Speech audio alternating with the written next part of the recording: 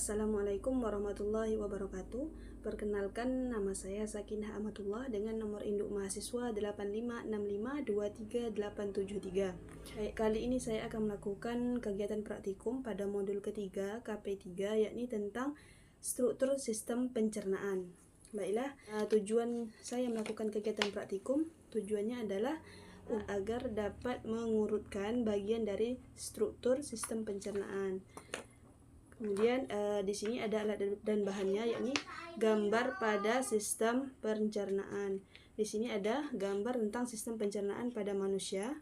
Kemudian ada alat tulis untuk menulis apa saja yang saya dapatkan dari kegiatan praktikum ini. Baiklah, caranya adalah yang pertama, kita akan mengamati gambar yang ada pada sistem pencernaan ini. Kemudian di sini saya akan mengurutkan dari mana bagian-bagian dari sistem pencernaan ini dimulai ya. Pertama kita akan mulai dari mulut ya.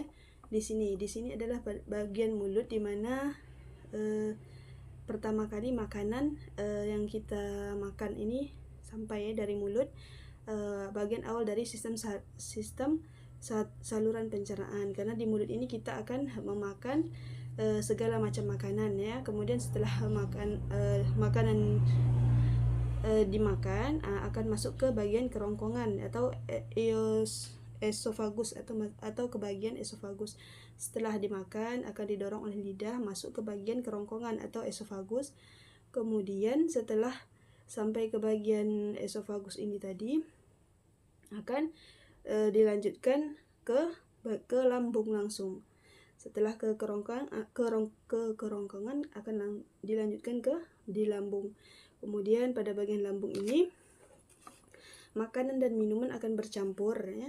Kemudian dengan enzim pencernaan. Nah, di sini segala sesuatunya akan dihancurkan menjadi halus ya. Kemudian bercampur dengan asam lambung tadi, sehingga dapat membasmi kuman-kuman yang ada di dalam tubuh kita. Kemudian selanjutnya setelah sampai ke lambung, maka makanan tadi akan didorong masuk ke usus halus. Di sini ada bagian usus halusnya, usus halus yang ada di dalam ini yang halus. Pada bagian usus halus ini melanjutkan sistem pencernaan menggunakan enzim. Enzimnya itu dikeluarkan dari pankreas dan cairan empedu dari hati. Kemudian enzim ini bertugas untuk memecah protein, lemak, dan karbohidrat dari makanan tadi. Kemudian setelah masuk ke usus halus, sesudah masuk ke usus halus akan dilanjutkan ke usus kecil. Setelah makanan dihancurkan, dinding usus kecil, setelah makanan pecah, dinding usus kecil kemudian menyerap air dan nutrisi dari makanan di dalam aliran darah. Kemudian sisa-sisa makanan akan masuk ke usus besar ya. Dia tidak dicerna, akan tetapi dibawa langsung ke usus besar. Nah, pada saat di usus besar ini nanti makanannya, tugas utama usus besar ini adalah untuk menyerap air dan nutrisi yang tersisa dari sisa makanan. Karena setelah sampai ke usus besar, maka sisa makanan tadi akan berubah menjadi tinja, bentuknya akan lebih padat ya, makanya akan menjadi tinja. Kemudian disimpan di rektum tadi. Kemudian ada setelah penuh gitu kan, kantung kemihnya penuh, kemudian tinja kemudian didorong ya, akan dikeluarkan bersamaan dengan racun, zat sisa, kemudian cairan ya yang ada di dalam tubuh, kemudian akan didorong sampai ke anus. Nah, atau saat kita buang air besar nanti dia akan keluar semua. Baiklah, dari kegiatan praktikum ini dapat kita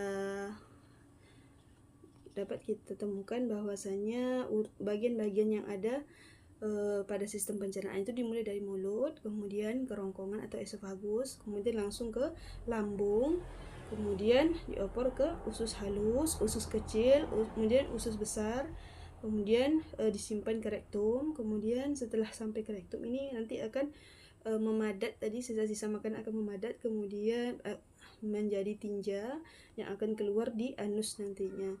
Saat kita buang air besar itu akan keluar semua zat-zat yang beracun atau sisa-sisa makanan, semuanya akan keluar di anus tadi. Kemudian kesimpulannya adalah